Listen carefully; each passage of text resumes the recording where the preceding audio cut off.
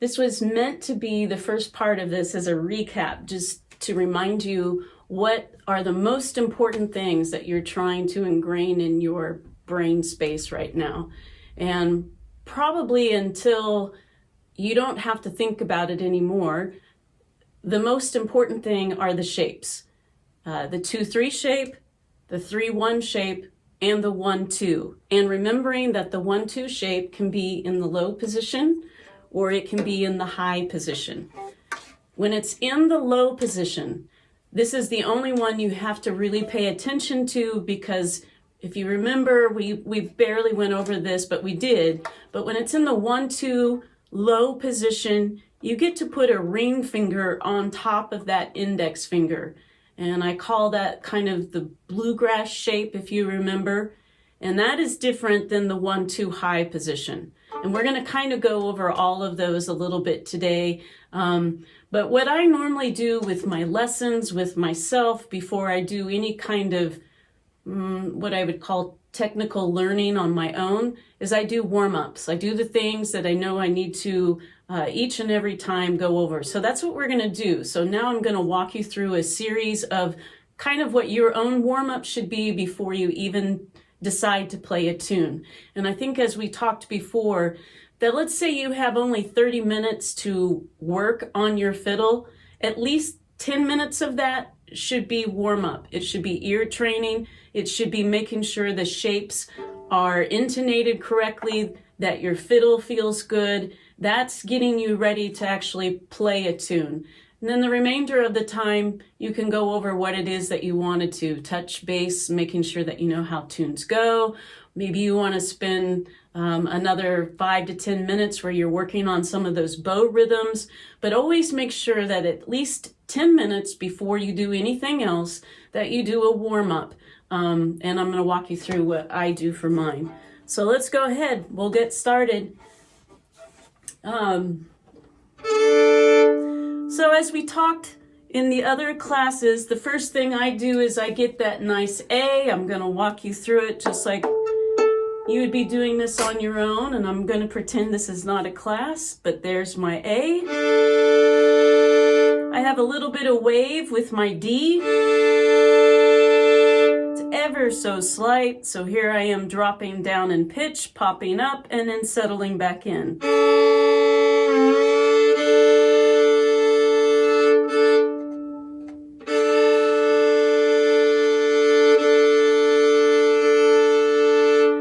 A wave. Remember, this part of this warm-up is to also make sure that we are doing nice, long, slow pulls where we are evenly giving tone to both strings so that we can hear whether or not we have a perfect fifth. Make sure you are taking your time going from the frog up to the tip and listening to that perfect fifth. And make sure that you do a down and an up so that you have a chance to really hear.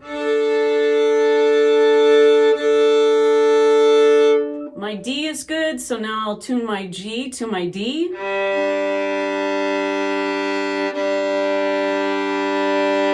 Mine's pretty good. Sounds great. Now I'm going up to the high E. I have a tiny wave and I'm not real sure, so once again I'm dropping in pitch, popping back up, and then settling in.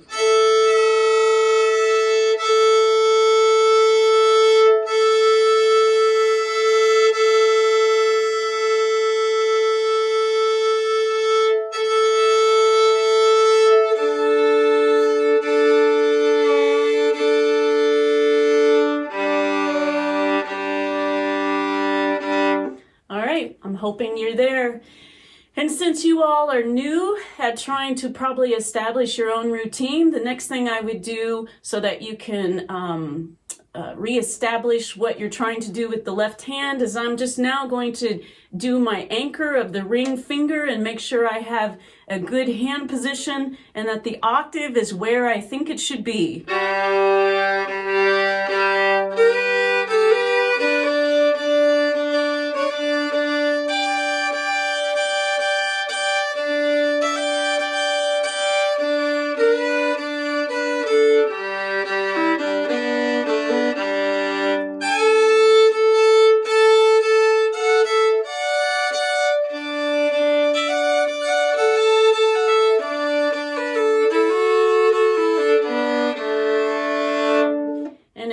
kind of paid attention to what I was doing, first series of notes were kind of honing in my G movement, making sure my G shapes felt right on my left hand.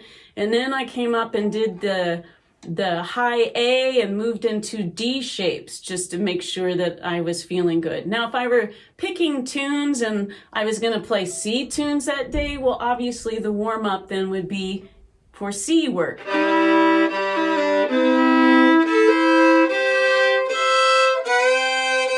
And I would get myself set up for C. So whatever it is that you're going to play in, pick one key, make sure that you're settled and you're ready to play those.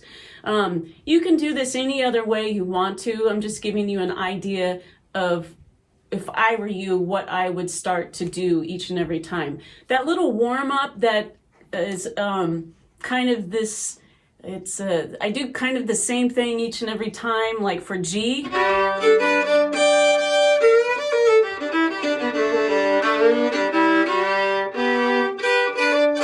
What I call that is a screensaver, you know, like when your computer decides that it's, you haven't been paying enough attention to it, and so then it randomly just throws these things on the computer screen for you to look at. That same kind of warm-up for me is just getting my left hand to hit all of those shapes so that when I play a tune, whether in G or whatever it is, I'm hitting all of those places. So some of those are just little licks that I use for other things, linking the shapes together. Some of it might be part of a scale. You just have to kind of come up with your own thing that you're wanting to do. Okay, here we go. This is the warm-up. We're going to go back to the breaking up shapes. I don't know how everyone's doing with their intonation, but even myself, I use the breaking up shapes to make sure I'm in tune. So we're going to pick the low register first, and we're going to run through G, C, and D there. Remember the 2-3 shape.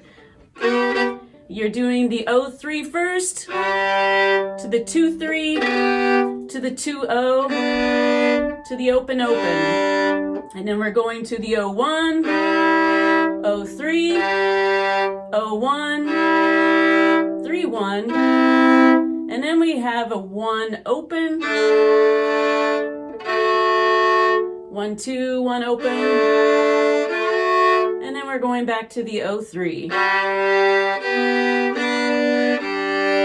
So we're going to do this first in the low register, and we're going to go on ahead and do a down up with a bow pulse so that we can be working on our pulsing right now. So it'll sound like this.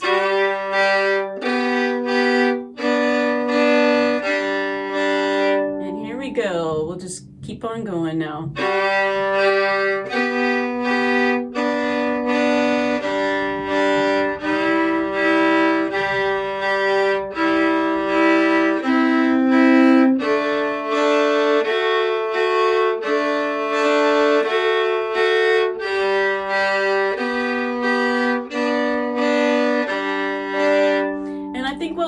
Since this is a recap and hopefully everybody remembers, is that we're going to do it in each register. So that means we'll go right now to the middle register, and I'm going to keep repeating, and we'll go to high, back to middle, down to low.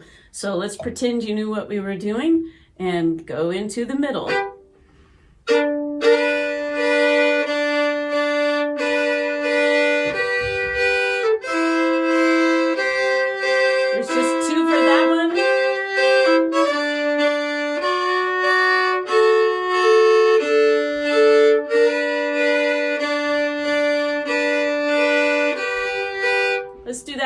Time. Remember that C shape, you have the 1-2 low to the 3-2. If you're not sure that 3-2 is there, dip over and hit that open G. Let's do the middle again. Start with the 3-1 shape.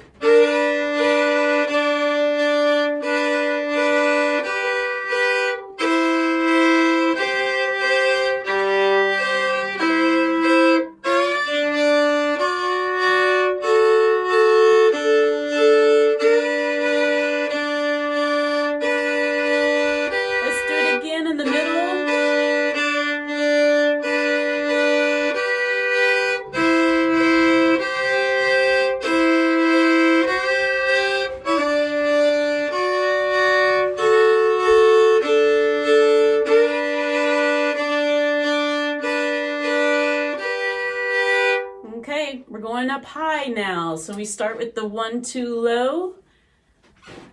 And remember, since it's a 1-2 low, we get to do a 3-2 right away. Excuse me, can I ask you, I'm totally lost here, because when you ran through the breaking up at the very beginning, I didn't get down the pattern. Oh. Or I've had it in the past, but I'm confused. Okay, do you have any of the notes that I have? Have you printed out any of the notes?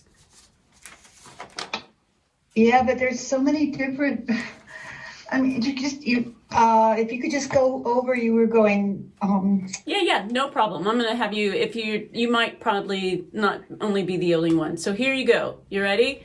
Yeah, I have some thumbs up. So low register, let's start there first. So remember, in the low register, we start with the 2-3, and in order to get that in tune, we do 0-3, 2-3, 2-0, open, open.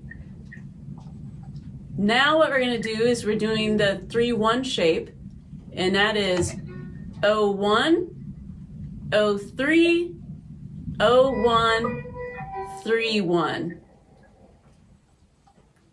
The 1-2 shape, which right now we're doing the high for D, we have 1 open, 1-2, 1 open, 1-2.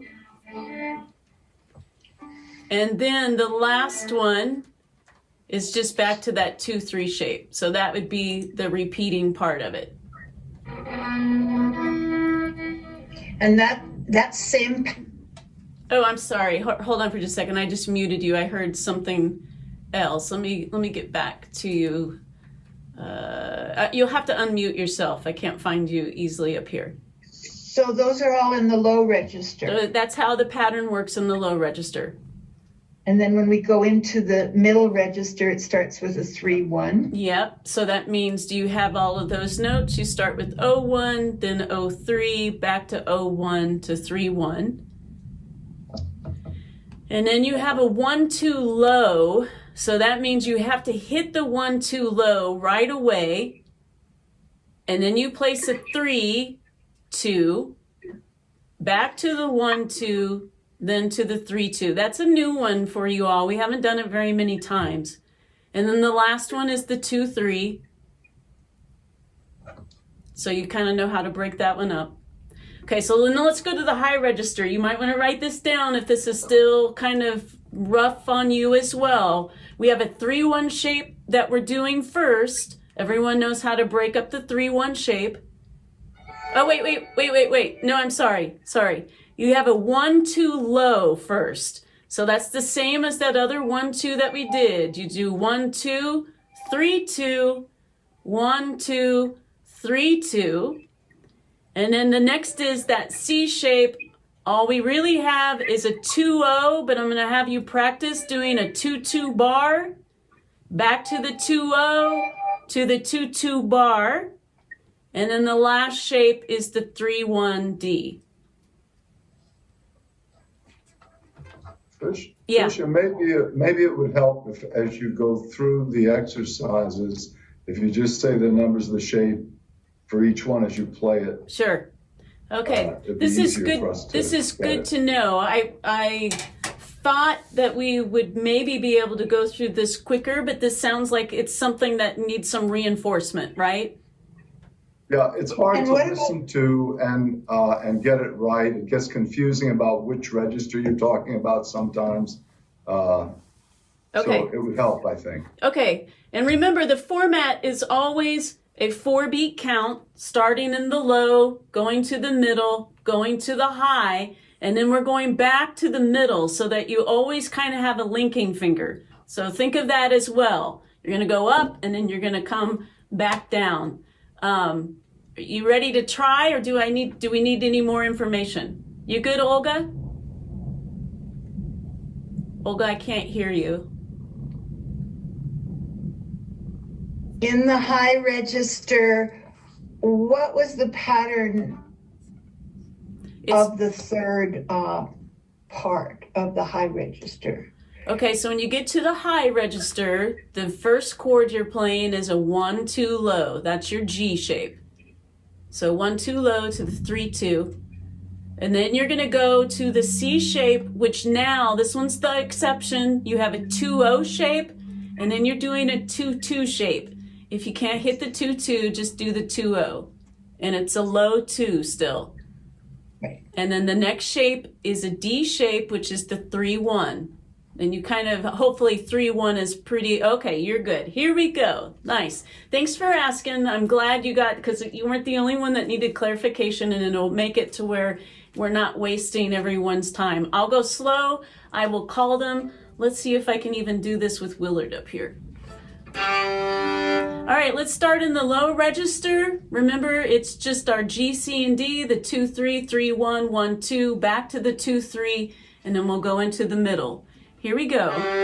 0-3, 2-3, 2-0, open, open, open 1, open 3, open 1, 3-1, 1 open, 1-2, 1 open, 1-2, open 3, 2-3, 2 open, open, open. Middle register, 0-1, 0-3, 0-1, 3-1, 1-2, 3-2, go back to the 1-2, then the 3-2, and now 0-3, 2-3, 2-0, open, open. I'm not sure where I'm at, and then we're going to start in the middle again. Sorry, I was letting someone in. Start in the middle, 0-1 shape. 0-3, 0-1, 3-1, 1-2, 3-2, 1-2, 3-2, 0-3, 2-3, 2-0, open, open, to G-0-1, 0-3, 0-1, 3-1, high register 1-2 low, 3-2, 1-2,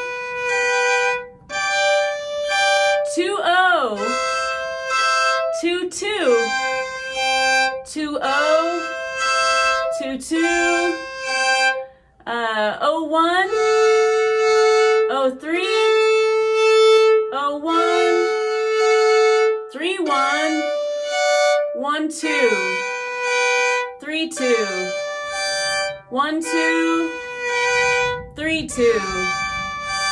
And now let's go to the middle. So 0-1, we're back to that G shape. 0-3, 0-1, 3-1, 1-2 low, 3-2, 1-2 low, 3-2, 0-3, 2-3, 2-0, open, open, 0-1, 0-3, 0-1, 3-1. And we're quite good probably with the low register. So what I'd like to do now is that we are going back up to the high, because I get what's going on here. Remember, what you're trying to do is think ahead. So I get that going from one register and trying to remember what that G chord is, right? That 1-2 low is what's tricky. So maybe before we do this, I tell you what we'll do. Let's go back. Do you remember when we played through all of the registers? So when we did the G shape, we did 2-3 in the middle to 3-1. So 1, 2, and then I'll just have you do 3, 2, and then all the way down for the 3, 1 shape for C. 1, 2, 2 open,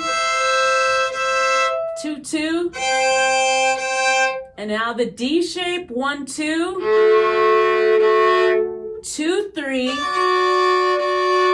3, 1, back to the middle, and now the 2, 3. I'm going to walk you through. I think it would be beneficial to do that one so that you're kind of remembering how the fingers are linked. And then we'll go back and we'll either decide if we're going to go and do the center stuff again, or we'll save that for warm up next week. Because I can tell that this is tricky. And I made an assumption that we were all ready. And it's okay that we're not, because some of you this is still brand new for, and some of you, even though it's not, it's trying to get your head to think before the next series. Howard, are you about ready to say something?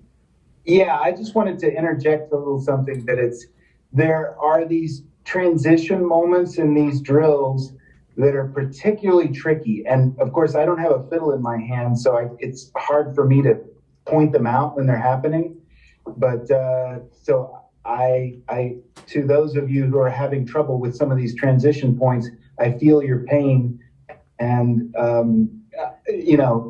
next time, if it's still confusing, I'll try and point those out, because for Trisha, this is really easy. She's already knows this so well that she's maybe not quite as aware of some of how tricky some of these transition points are for us lowly folks. The other thing that I wanted to say is that if it would be helpful, some of you might be more note people than number people. I consider myself a little bit more of a note person, and I'd be happy to help write out just some of the notes if you wanted to have those alongside with the numbers that Trisha's saying, but that would be next week, and I'd have to go through those with Trisha. That's all. Okay. All right. Just maybe send a message if it would be helpful for you, and I'd be glad to kind of make that happen. So that, okay. Thanks, Howard. So that I know where everyone is it, so one of them is called playing through the register, meaning like we're starting on one end and going up and coming down for one chord. The other one is doing the 1, 4, 5 in the same register. What we just ended on was playing through the register. Am I assuming that that is more helpful right now than trying to play like we did at first? Okay, I can't tell. So that means I'm going to do a few where we're playing across. So just for those of you that are writing down, here's what we're doing. 2, 3 low, 3, 1 middle,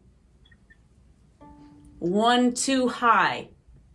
If we can think to do the 3, 2 high, that's great. Or you can come back and do the 3, 1 middle. Do you get that you have that option for G? Just hear what it sounds like. Or instead of 3, 2, you could do 3, 1. So that means that middle G shape. All right, for the C shape, you got 3, 1,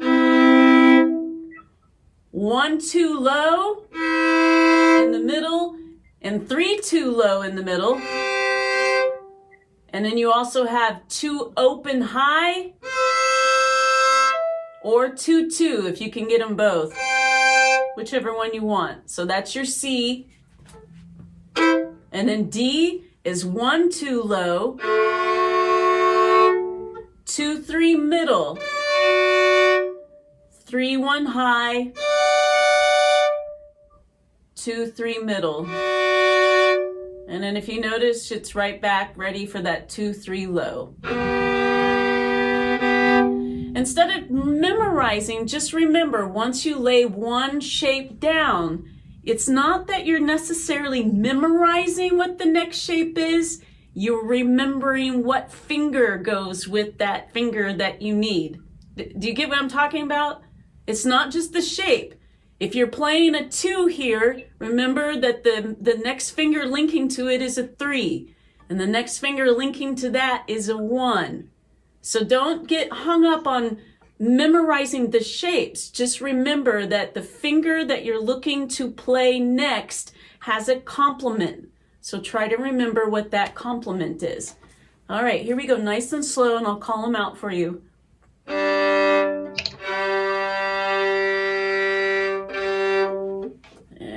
what are we doing? We are going to go through 2, 3, 3, 1, 1, 2, all the way up and into the middle. So here we go, 2, 3, low. Hold on for just a second. Let me mute.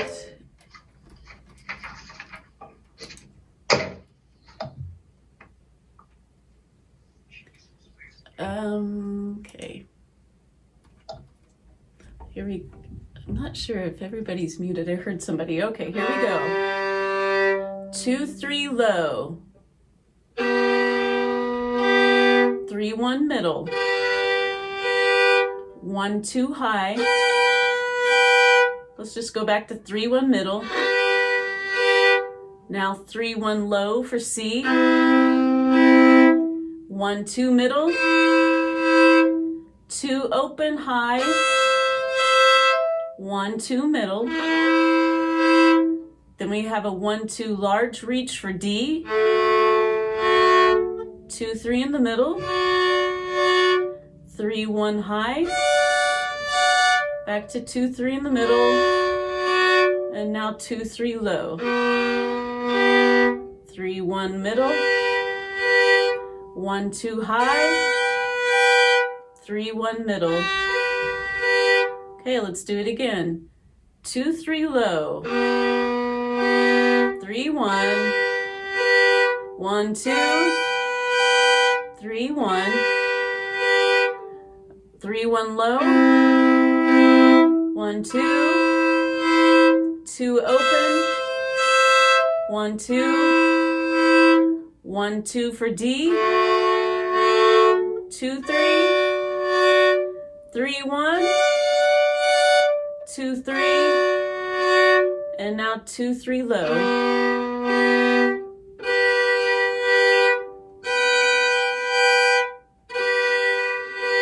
Let's do it again. See if you can make them linked, starting on the 2, 3, low.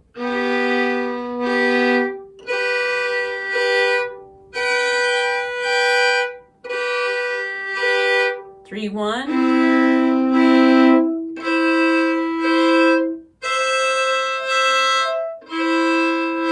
1, 2.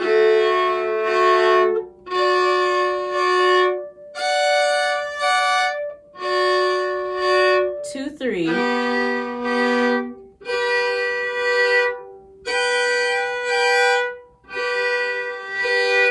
right, we're going to do something a little bit different, but the same kind of thing. Here's what I want you to do this time. We are going to do a single note movement.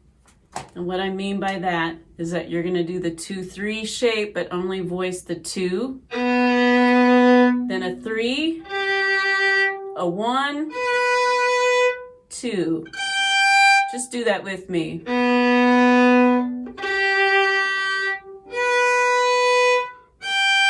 So you are doing all of that G work. 2, 3 on the D, 1 on the A, 2 on the E. You see those shapes as you do it? Link them up. Let's do one more G.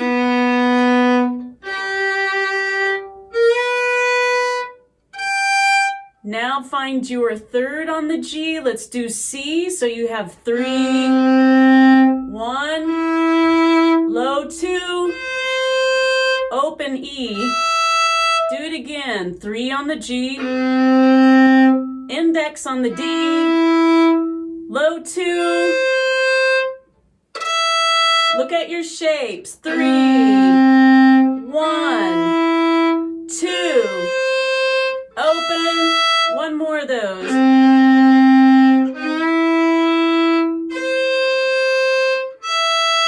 And now let's do the D. We start on the 1, high 2, 3 on the A, 1 on the E. Go find it again. Low 1.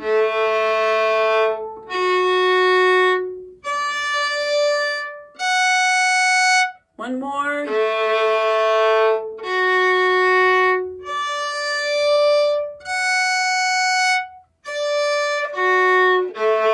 And now back to G. Is this helpful? Let's do it a couple more times. So if you're having troubles getting both notes down, realize all I'm having you do now is lay the shapes down no matter what, and you're playing one of the notes at a time. That way it gives you a moment to think where the next shape is coming. 2, 3 is already laid down. But after you lay that 2 or play that 2, you need to get that index finger on the A string. See, it's giving you just a brief moment to think. So here we go. 2, 3, 1, 2 shape, which is our G. Nice and slow. Let's give it a pulse too, so it'll sound like this. 1,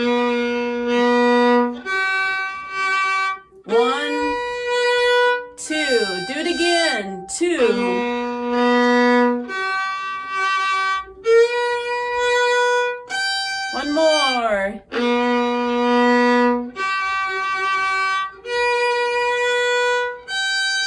Go to that C shape. 3, 1, low 2, open. Do it again. Find the linking note.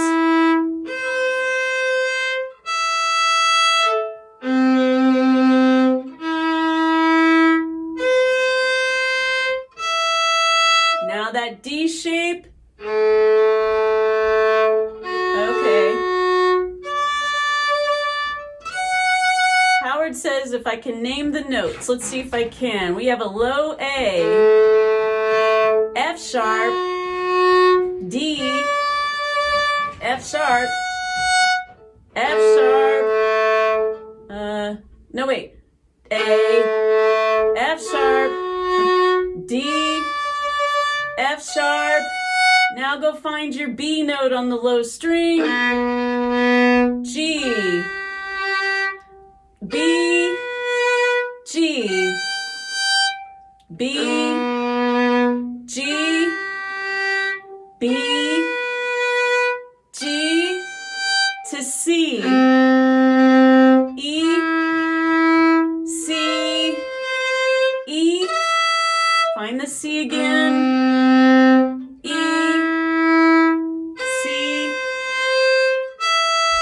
now the A note, F sharp, D, F sharp, A, F sharp, D, whatever that is. Okay, I can't hardly do the notes and do it, but hopefully that's helping. I don't want to spend all of our time on that. So if you're still struggling with how the fingers work with each other, keep trying to get them to remember that they have a buddy system. All it is a buddy system. When you lay down one finger, you have one of those fingers is going to have a buddy on either side, meaning like they don't normally repeat themselves. The only one that has the exception that we are learning right now is that high C note. That's the only weird one out of all of the shapes that we've learned. Remember? If you're playing a 3, you have 2 to the left or 1 to the right. It's just happens. If you have a 1 laid down, you have a 2 to the right or a 3 to the left. It's going to be the same no matter what. Does that help a little bit? Yep. Okay, here's what I wanted to do next. And we'll see if this is just a big old hot mess too. Hopefully not, but I'm trying to look here. Howard wrote some things and I think I addressed them. Boy, yeah, one thing he mentions that all of what we're doing right now is actually playing arpeggios. I would call these like closed arpeggios because we're not using the open strings at the moment. But if that helps you a little bit with what you're finding for each of the chord shapes, maybe that will help you some. Okay, let's see how this goes. I'm gonna bypass some of this. Well, actually, we did everything that I was going to do, except we just maybe did it in a different way. Here's what I thought would be fun, is that I'm going to have you write down some things, and we're going to talk about them, and then we're going to try to apply what we have been learning so that you can see, hopefully, that this will be helpful for tune chasing. So this is my example of tune chasing. Here's what I want you to write down.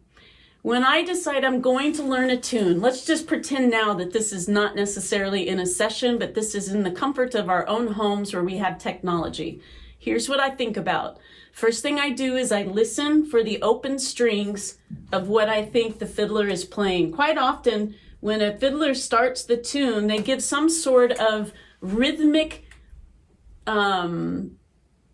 cheat, I guess, to let you know where they're at. And for fun, I can't remember, there's a story behind this, but we call it potatoes, where somebody's saying, give us some potatoes. Normally those potatoes tell you what key you're in. So when I go and listen to a recording, the first thing I'm thinking about is what key are they in? The next thing I'm thinking about is what register of the fiddle is the melody being played. And remember when we talked about registers, we either have the low register, the middle register, or the high register. Quite often the potatoes will let you know which one you're going to start a tune out in. The next thing I'm listening for is the first pass through, I actually write these out. I figure out the format of a tune. Now, I don't know where all of you are about understanding the format of a tune, and we might go over this again, but what I mean by that, we might have to talk about the format more. Someone once told me that there was this phrase called horse, donkey, horse, cow. And how that works is that each one of those is a 4-beat phrase. So you have a 4-beat horse, a 4-beat donkey, then you have a repeat of the 4-beat horse, and then the cow is often the tag of the tune. And if you were to add all of those beats up, that would be what I would consider an A1, and it has 16 beats. And then normally with a tune, what do? We repeat the A1 again, so we have A2, and that's where you get 32 beats. Now, if this is just like, I'm just saying nonsense, maybe what I'll do is try to write this out so that it makes sense. The lesson is not necessarily about the format of the tune. I'm just telling you how I think of a tune. So the first thing I do is I make sure that each phrase is an 8-beat phrase. And if it's not, I remember where it's at.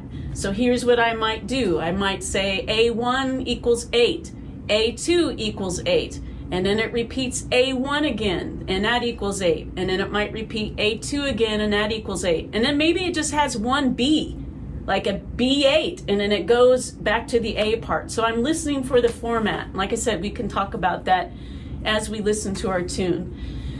Then the next thing that I'm listening for is hard movements. And what I mean by that is that you're listening to a tune, it sounds like it's all in G, but then suddenly it goes somewhere where it doesn't feel like you could sing G over it, right? That is called the chord progression. So it is moving somewhere to either the 4 chord or the 5 chord probably, but it could be some of the others that we've talked about. So I'm recognizing where that movement is. If the movement is like a normal tune, it's normally at the end of the phrase. But if the movement comes after 4 beats, then I know that I'm going to be doing a chord shift, which means I'm thinking about where that melody might be moving. So for example, if I had been playing in G for 4 beats, but now suddenly it sounds like a hard movement, I know that I'm going to be shifting to either D or C with the scale work. Now some of this is just blah, blah, blah, I get it. Just, it'll sink in, don't overthink it right now. For me, since I've done this, I'm listening for odd notes. Like when you're in the key of G, things are gonna sound G-ish, but if I hear something that doesn't sound like G and it sounds odd, I'm gonna remember what that is, because that might tell me that this tune has maybe a relative minor in it, or maybe it goes to the 7 chord, or maybe it's just funky altogether and I need to remember that it's not a normal note that I would play in the key of G. And as you learn hundreds of G tunes, I promise you, you'll have that moment where you're like, that note does not belong here. I better remember what's happening at this part of the tune. I promise you it will happen. And then the last thing that I'm looking for is recognizable bow licks. And you guys have done this now. You know at least 4 that you should be able to recognize. One is the traditional in lick. You know what that should sound like. If you're not sure what that rhythm is, the rhythm is da ba dun. I'm gonna listen for that in lick, or I'm gonna listen to the da ba dun dun dun. What's that? That's the double lick. Or I'm gonna listen to the down pulse, up pulse. So now I'm starting to recognize where those are falling. Quite often they follow at the end of a phrase. It doesn't always happen, but I'm listening for those because if there's anything I do with the tune, I'm gonna mimic that bow lick if I can. Because remember, it doesn't matter if I have the notes. We established that in part 1, right? The tune is really about the rhythm, so I'm going to memorize what that rhythm is right away. These are your helpful little notes. We might add to them. This is just what I could think of right away. And here we go. We're going to listen to a tune together, and I'm going to explain to you what I'm hearing. And then we're going to look at where those shapes are, and you're going to then tune chase it based upon what we talked about. How does that sound? Ready? Okay. Let's see if I did my homework well here.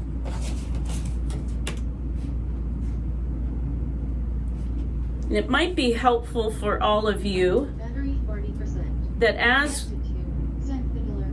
as you listen, you start filling in the blank, because then you can tell me what you hear and you can compare to what I hear.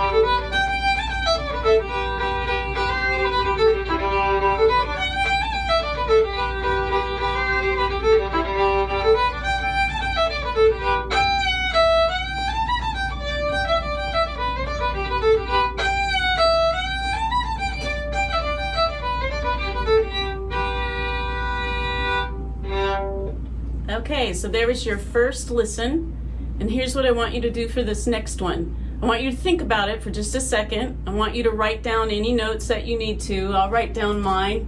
I don't know about you, but I have a format right now. I have recognizable bow licks that I hear right away. Obviously I know this tune, so it's a little bit of a cheat, but the thing is, you should practice doing this with tunes that you know as well. Based upon what I heard from the very beginning, I could tell you what key it's in, I can tell you what register it's in, I can also tell you hard movement. So all of those things, and I heard really no odd notes. Well, I didn't hear an odd note, but I heard anchor notes. And one thing I didn't remember to tell you is that when I'm listening for the tune, I'm also listening for the highest note that's being played and the lowest note being played. That's actually pretty important. So that's what I was going to say, is that there is a phrase that I could tell right away that it was a little bit different than most things that I hear, and I liked it. Anybody else hear a hook that you're like, oh, that's kind of nice, I think I want to play that tune, right? That's what we hear. That's why we're tune junkies, because they all have a little bit of something that's cool. All right, so here you go. Now that you think you might know what you think you know, what I want you to do is I'm going to play it again, but I'm going to play it slow, And your job is to try to figure out what you are hearing and where you're at. And then we will talk again. So hold on.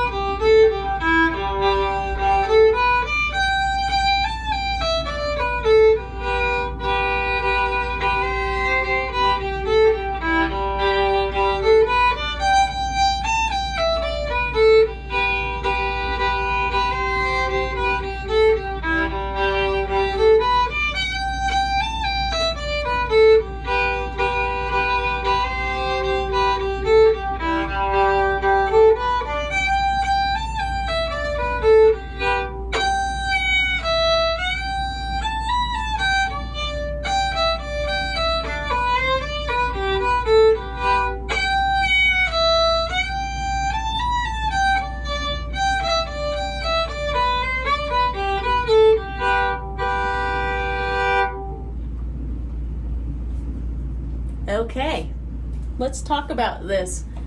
Was that kind of fun? Yeah. First of all, unmute yourselves for just a second, because we'll just talk about this real quick. How many of you know what key it's in?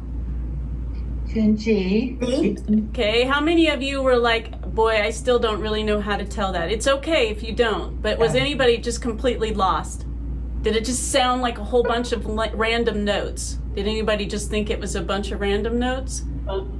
Okay. All right. So for the most part, you guys could hear that it was in G. What register did it start? Middle. So now that you know that it starts in the middle register, what shape is that tune being played out of? 3-1. 3-1. That's your 3-1 shape. Was the format of this tune normal? No. Yeah. Okay. Oh, yeah. Yeah, in some ways it's normal. At least it didn't have an extra beat anywhere. But what I would consider this is a tune that had an A4 and a B2. So that means the B was cut in half. If you were trying to play this for a dance where they needed 64 beats, it would not have worked unless you doubled up the B part. So yeah, for me, this is close enough to a normal tune. I didn't have to memorize if anything had an extra beat anywhere. Everybody here, now that you've studied some bow licks, could everybody hear the end lick? Yeah. Yeah, and you get how now that's important because that will save you doing this, because we don't necessarily want that. We want this, right? It's gonna save you, it's gonna make your tune sound more like a fiddle tune. It's also gonna give you a down bow when you're ready to start a phrase. Okay, so here's what I was thinking about. Let's just pretend that we're gonna follow the horse, donkey, horse, cow format here. Did anybody hear a hard break? Not sure what I mean by that. I heard a thing that went dun dun dun. Ah, nice. There was a chord change right away. So it had a bum, bum, bum right away. You could tell that you had to go somewhere. And the cool thing about this tune is that thing that you were doing is that you were starting out in a 3-1 shape and then you went to a 3-2 shape. Who remembers what that 3-2 shape is? What chord is that? 4. That is the 4 chord. Remember, it's based out of the 1-2 low. So you want to hear what's cool right away? I'm going to mute you all again. So hold on. I can hear something playing. Here's what's really cool with it being able to improvise. Not that I want to show you that right now. But here's the beginning of that. 3-1 shape. Right into that C shape. But that also... Yeah. That also means, though, now that you know what's happening, I still got a couple of you. Okay, now maybe I got us all muted. Now that you know what's happening, that means instead of playing this tune like this, you could do same shape. You don't have to do exactly because you know now what's there. right? All right, here's what I think would be fun. I am going to just play it now. We have 10 minutes left. I'm going to play it now. Your job is to tune chase it, and I'm going to stop us at different points and show you something that is either so common in G that you want to remember or whatever. Who knows what's going to come out. The other thing about this tune that I noticed is that instead of having a horse, donkey, horse, cow, this tune is horse, horse, horse, cow. Those are my favorite. You want to know why? You only have one phrase to remember the whole time. Those are the best kind of tunes, right? You don't have to remember some kind of thing that's like close to the horse. So here's that first phrase.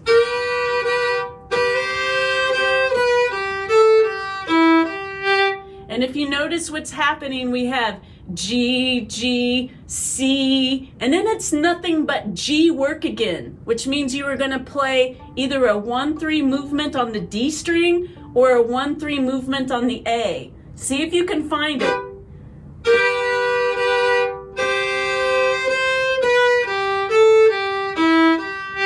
I'm going to loop that. You make your fingers find it and keep it in that 3-1 shape.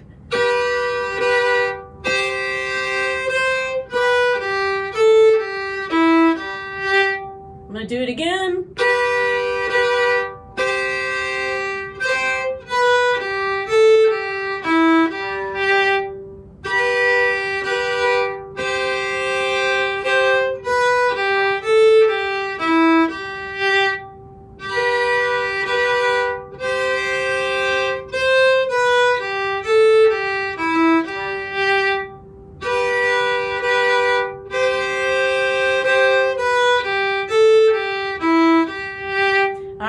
Next, what I want you to do is I want you to visualize in your head that G arpeggio, because listen to what happens.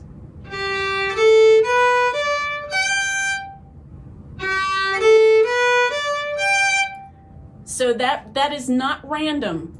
Remember how I was telling you before how it seems like these notes are random? That's not random. That's just G work right there. That same phrase will happen in, I don't know, hundreds of other G tunes. So now find that arpeggio work. And then we have. So here's the walk up, back to the walk down.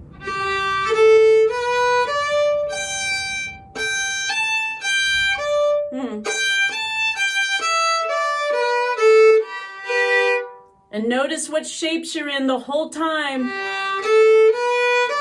Big 3-2 shape.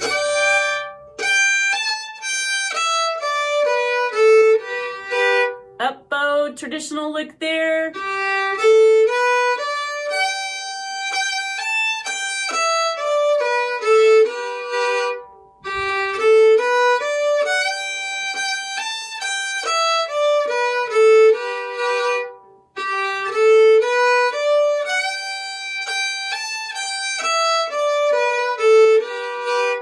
Is it coming? Can you kind of feel that there's the same kind of stuff we've been working on for warm-ups? Is anyone feeling that? A little bit? Okay. Let's see if we can just put the first phrase together. We're just going to go really slow. Remember, it's a repeated phrase over and over. So you start out in that G chord to a C chord, and then we're doing an arpeggio up and back down.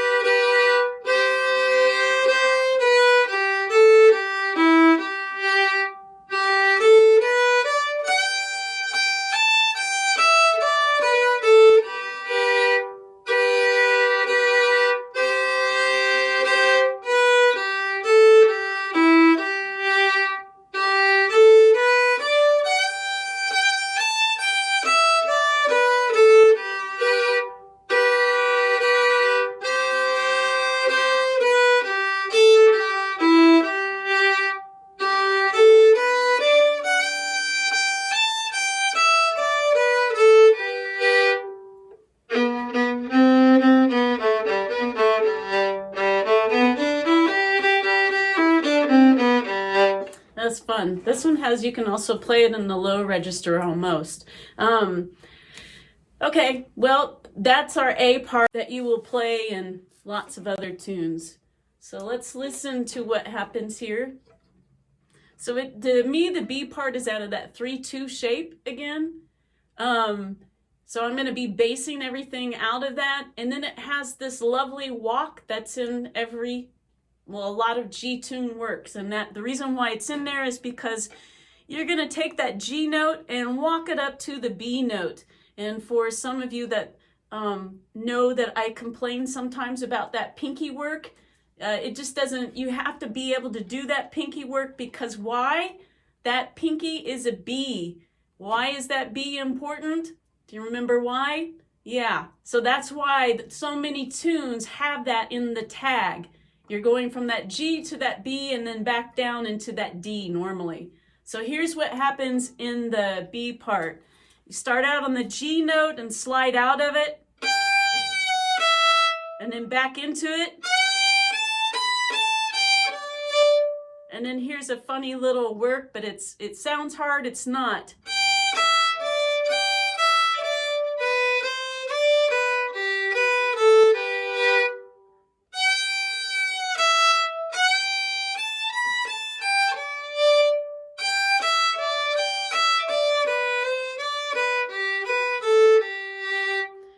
And really what's happening there is that you're just kind of going in and out of a G scale to do that linking. It's like walking in and out of the chords. So I think what we'll do, I'm just gonna play it and I'm gonna let you chase it for the next 2 minutes, and you just try to find the notes that you can. It's not about getting things perfect, but if you can hit a bow lick whenever you can, and if you can start memorizing this tune, this will help us as we move on. So here we go. Let's give it some nice potatoes.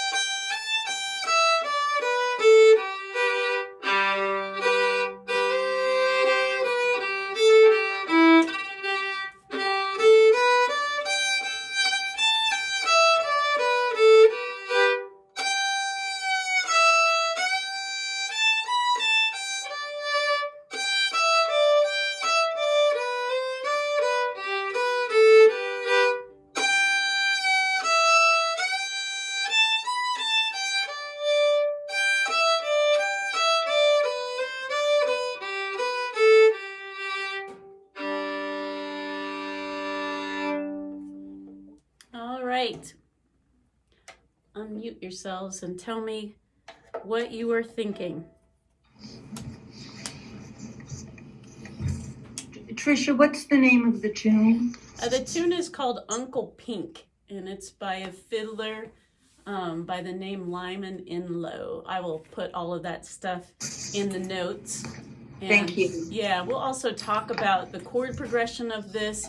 I mean, the advanced class is not necessarily, I'm not meaning for it to learn tunes. It still is about using tunes so that you understand why the shapes are so important, and that you start relying on the shapes as opposed to basically memorizing how the notes fall out. Does that make sense? I want you to start using the shapes to emulate the rhythm. And then if you happen to get the notes, the correct notes, then I feel like I was doing a good job as a teacher. This is not about getting the notes. If you wanted to get the notes, I could just get you a transcription. See, we can all do that. So this is about teaching ourselves how to memorize rhythm, how to hear that chord movement, how to hear those bow licks, because that is going to make it sound like a fiddle tune. That is so funny that you taught Uncle Pink today, because driving around Frisco, Texas today, we saw a road called Dr. Pink. So I had Uncle Pink on the brain. That is funny. I don't know if Uncle Pink was a doctor or not, but So I have a question, Tricia. Yeah. So when we started that, we went, I didn't catch what you were suggesting we do as our second chord. So when I was doing it, I was,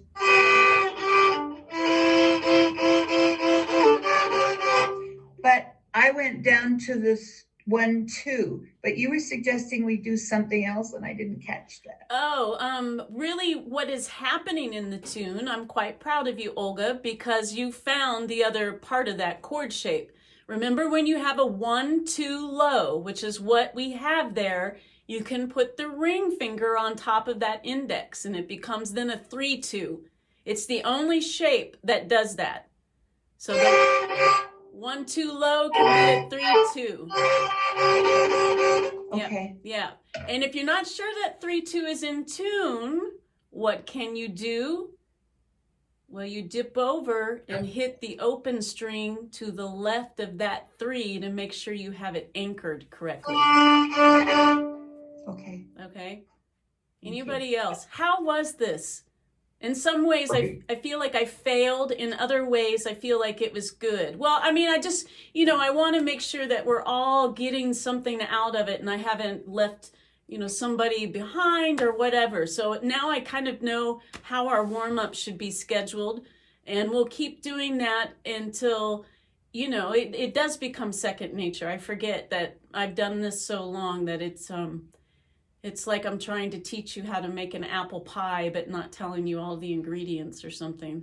Tricia, I thought the tune was a good choice because there were things that were, even to me, were kind of, I could pick those out, not necessarily obvious, but how many different bow licks or bow strokes, the in lick of, other than the in lick?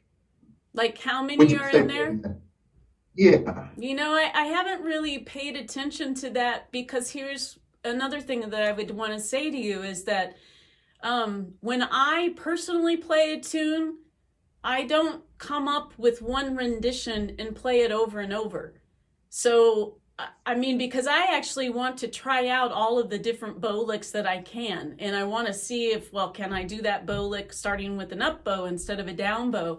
So that's a lot where I improvise is with bowing. And I don't know, I hadn't really thought too much about the other parts of it. I know I do an up bow push a couple times, which we might look at that later. It's when you take a note and bum dum bum da dum bum dum bum da dun dun bum dum bum bum bum, instead of doing bum dum bum bum bum bum bum, I could do bum bum bum bum da dun dun. I'm pushing the bow up. And those are things that we can break out later, but to me, it's too much right now. That's a really technical variation to a bow lick, and that anyway, you might be able to get it, but I know for a fact for me that if I was still fighting with things with the left hand, it would be hard to focus on the right hand. But I would like to know how many of you are starting to hear that traditional in-lick where before you didn't recognize it as anything. Is everyone starting to recognize that sound? Good. That's good. Because that Tricia? Yeah. I wanted to say something that you just touched on very briefly in that what you just said there that I've often thought is interesting, and because you often talk about improvising. And but the way I kind of see it is that in old time, improvising is done with rhythm, and in bluegrass, improvising is often done with melody. But really, you're talking about improvising, but a lot of times you're talking about improvising with rhythm. Yeah, and I suppose that improvising is, because I actually think improvising is more about notes, where I think, maybe variation is too, but it's just variations of the theme or variations on the rhythm. That's actually something I really enjoy doing. that also brings to mind the old phrase, the old adage that old time is better than it sounds and bluegrass sounds better than it is. Thank you, Howard, for that little piece. Good stuff, dear. Hey, thanks. Well, Howard's not here to tell me to get off, and he can get off if he wants to. Anything else anyone wants to ask or say, or whatever that might be? It was helpful, Tricia, because Shirley and I have been working on Uncle Pink, so it was handy to be able to get another pass through it. Oh, good. It's a great tune. And it's one of those tunes that, because it does have like this, an A part where there's 4 times through, the fun part is why would you want to play the same part 4 times the same way? You know, so you can do all kinds of things to that rhythmically, or take notes out, or add different chord shapes. And to me, that's what's fun, you know. I've been learning it from your Slow Jam Fizz YouTube. I forgot that it was even up there. Yeah. We'll probably do this with another tune. I don't want to forever stay in G, and I was thinking that there's another great tune in D that makes you, I mean, the tune is basically chords, and we might do D, maybe not next week, but maybe in like lesson 3 and 4, we might just switch over and do some D. But for next week, please try to ingrain those shapes. The best way I can think to tell you to learn these is, like I said, don't memorize the shapes, memorize the buddy system so that you don't trip yourself up in the middle of the tune. Does that help, or am I not saying that very clear? Oh, that's good. Okay. That's good. Okay.